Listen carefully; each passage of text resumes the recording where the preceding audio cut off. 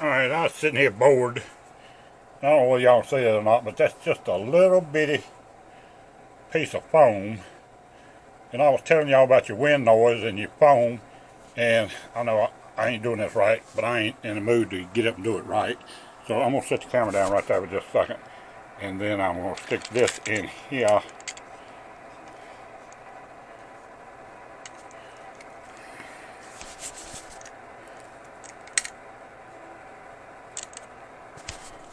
Like that. Y'all see that little piece of foam in there? I hope you can. I stuck that little piece of foam in there and I got it upside down. Naturally I would have.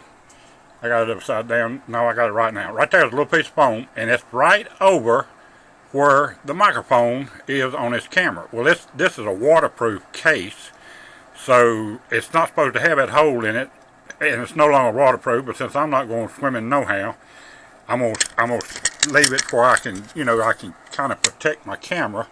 And now they're gonna drop the rest of that crap in the floor. Now you can see that little hole, and I think I moved the foam, but right there, that little hole, and if you put that little foam over top of it, and I'll get it better.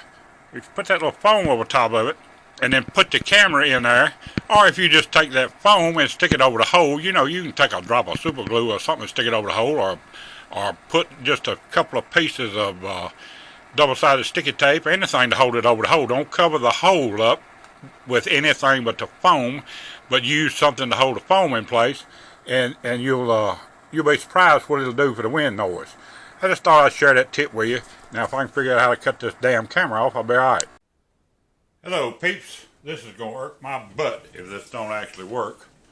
It shows to be working, but I've been busy. The reason I ain't been on the radio, listen to me. Been on the YouTube much.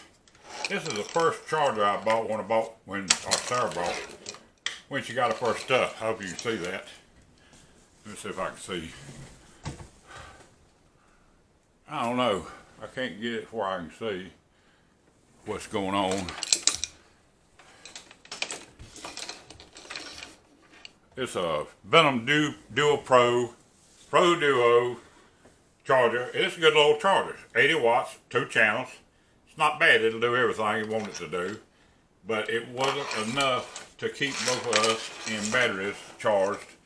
So I had to do something different. So I bought something else. I'll show you them after a while if I feel like it. Alright. All of the batteries I've got to start with. This is a Power Hobby Pro Lipo. You see me run it, and it runs good. It's 3 cell, and they're good. I've got a bunch of 5200 ones, and I've got a couple of these, and they are really good batteries for what they cost. And I put XT90s on all of them. I put XT90s on everything. XT90s on everything. That's what I've been doing for the last 2 days, is putting XT90s on everything. This is, let me get that out of the way. This is the battery that came with her Redcat Everest 10, and it had some kind of little red connector on there, and I didn't care for it all, so I changed it to an XT90. And this is the little wall plug that come with it. And I'm probably not going to use it at all, but I decided if I want to, I needed to put XT90 on it. So it's got XT90 on it too now.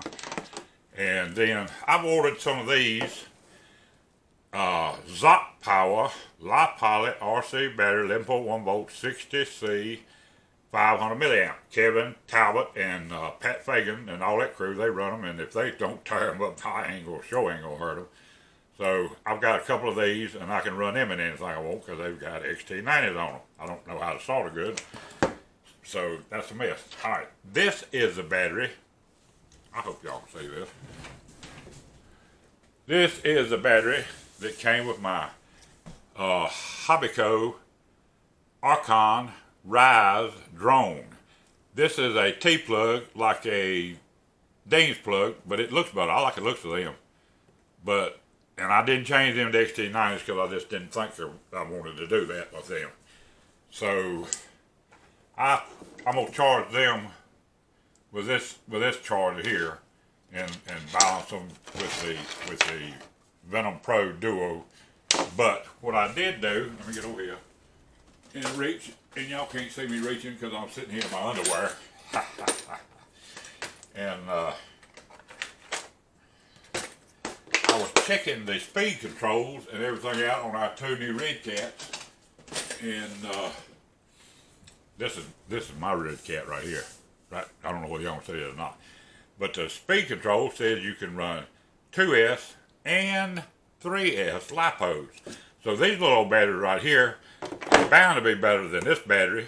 This is a 7.4 volt, 2200 milliamp, 20C, 17 watt hours, whatever that means, Lipo battery. So this battery is bound to be better than this nickel metal hydride.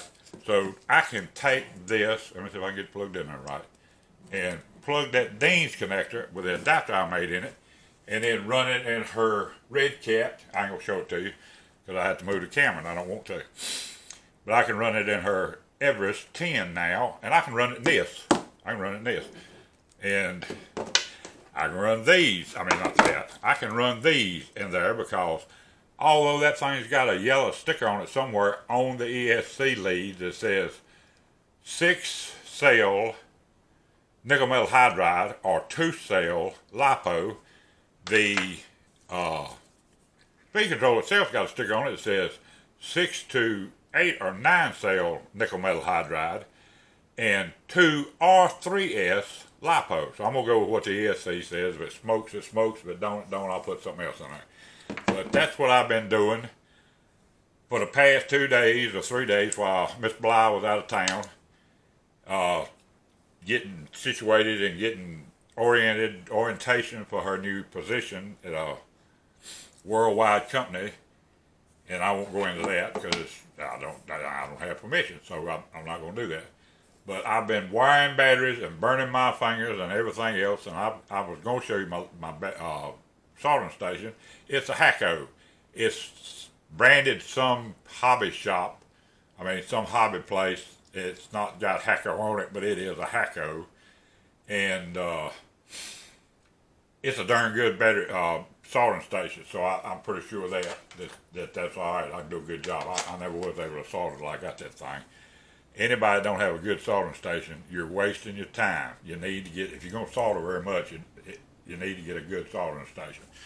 Now, I noticed something. The RC sailors were having trouble because they mentioned Traxxas in a video and they didn't have a damn Traxxas. Well, if I say Traxxas, there's a damn Traxxas right there, a rustler. So I don't want to hear no junk out of Traxxas. I don't want to hear no junk out of nobody, because right there sitting there is a rustler that I've had for years, and it's still operational too. I mean, it would take very, very little to get that bad boy running again. It needs it either needs some nickel metal batteries or it needs to be swapped over where I can run Lipos in it. And believe it or not, those aren't my first Redcats. There's a Redcat. I hope you can see it. There's a Redcat. I have a Tsunami. That's what it is. It's called a Tsunami.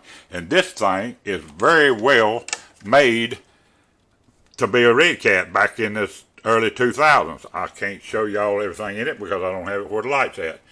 But those are not my first Redcats that we just bought. And I just want y'all to see that. See what I've been doing. I'm going to try to resurrect some of this stuff. And don't ever forget about my, down underneath there, you can't see it, but there's my E-Savage. And I got another brand new one down the hall. So that's what I've been doing. And I don't know what y'all been doing, but we've had terrible storms up here. And my aunt called. The storm had knocked her power out, blew transformers up. And she had just installed a whole house generator because I told her she ought to. And she sure was tickled. And I don't blame her. If I had the money, I would have too. I'd have one too, but I don't. So I'm going to let this go. I'm going to do one more thing before I go. I'm going to walk down the hall. I'll cut this off while I walk and show you my other battery chargers. But that's my Redcat Gen 8 that I will do an unboxing sometime this weekend. It's going to have to. It might be tonight. And I'll get that up on the internet. And then I've got, down here in the floor, I've got my ARCHON drone that I really, really want to get going. and I'll do an unboxing on it sometime. And I'm gonna walk down the hall now if I can cut this thing off with this button right here. I got a button. All right, I'm back. If I'm in the house, this is where I spend 80% or more of my time. There's my computer, does all my YouTubing and everything, and there's my amateur radio station that's sitting there. Let me try to do something here right quick. There you go, maybe that'll work better for me. I can see better what's going on now. But there's my amateur radio station. That's a Kenwood TS450 SAT, and AT means it's got a built-in antenna tuner. But what I brought you down here for is to show you, let me get over here, this is cute. Just you do that, you don't have to flip a switch or nothing, it just turns the darn light on for you. But there's my Dynamite Prophet quad that I wish I'd have bought before I bought anything else. I wouldn't have had to buy 2 more. And there's a Ultra Power it's really good. This is a 4-channel, 100 watt per channel battery charger, and it is a horse. But this is a 4-channel, 120 watt on 2, and then it drops down to 80 on the other 2 to give it 400 watts also. But it's 120 on the top 2, 1, 2, and then 3 or 4 are 80 watts, and that's the only thing I don't like about it. And this is what I charge my vaporized 18650 batteries in, and these are batteries down here. I don't have a lot of batteries, but I got a few and all that stuff. Oh, I was going to do this too while I was at it. I don't know if y'all can see it or not, but that thing says, I don't know what that thing says. Let's see if I can get a flashlight. Y'all just bear with me. Y'all put up a lot of stuff. Checkpoint. It says Checkpoint, Team Checkpoint. It used to be something big in RC, and that's a Hacko rebranded. That's all it is, a Hacko, and it's a darn good charger. It works really well, and there's a porta cable, I think, air gun that does a really good job. I like it the way you can vary the heat and you can set it up. It sits up on the end, and you blow straight up in there if you want to. And when you get through, you set it up on the end and just turn the heat down and let it blow till it gets cool. That is something that is very important about heat guns that people don't realize. Don't heat the darn heat gun up and then just cut it off. You need to figure out how to cut it down and let it blow cold air over the heating element and everything until you get ready to turn it off. What I do with my button, who's got the button? Alright, that's about it for now. I'll catch y'all later when I feel like doing some unboxing and all that other good stuff. Later.